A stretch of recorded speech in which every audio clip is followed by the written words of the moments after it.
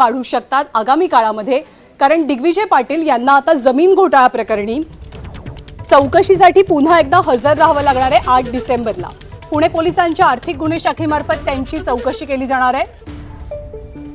पार्थ पवार यांचे सख्खे भाऊ जय पवार यांच्या लग्नासाठी दिग्विजय पाटील हे पुणे पोलिसांच्या परवानगीने सध्या बहारीनला गेलेले आहेत आणि यापूर्वी 2 डिसेंबरला म्हणजे लग्नाला जाण्याआधी दिग्विजय पाटील यांची चौकशी झाली।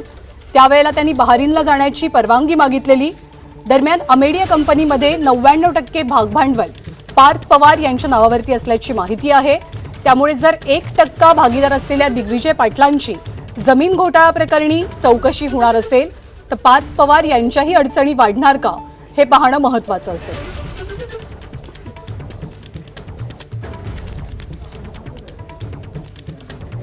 तर या जमीन घोटाळा प्रकरणातील आणखी एक प्रमुख आरोपी किंबहुना मुख्य आरोपी असलेल्या शीतल तेजवानीला अटक करण्यात आली आहे। शीतल तेजवानीच्या समोरचा सुद्धा अडचणींचा